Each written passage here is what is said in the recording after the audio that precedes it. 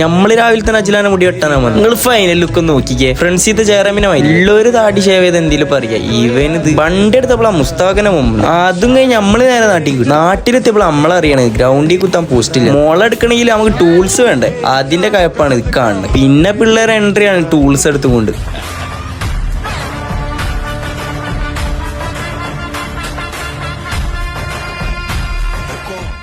വേറൊരു ഷോ ആണ് അതിനത്. പിന്നെ എല്ലാവരും കയ്യും വീശി കിട്ടും. ഇപ്പൊ എന്തായാലും ഒരു ആട് ജീവിതം തന്നെയല്ലേ.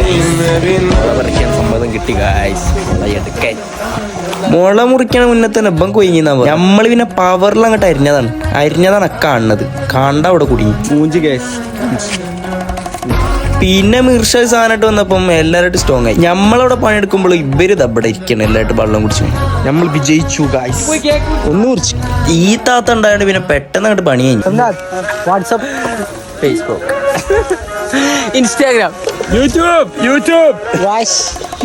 ആധാർ കാർഡ്. നമ്മളെ പിള്ളേര് പിന്നെ കൈവേറികളായോണ്ട് ഇത് എല്ലാം പൊട്ടത്തരാൻ പറയും. ഇവയ്ക്ക് മാത്രം പിന്നെ ആത്മാർത്ഥത. ഇത് പണിയെടുക്കുന്നതാണ്, വേറെ ഒന്നും വിചാരിക്കണ്ട. പൊട്ടൻ എന്തെല്ലാം ആലോചിച്ചാൽ ചെറുക്കാണ്.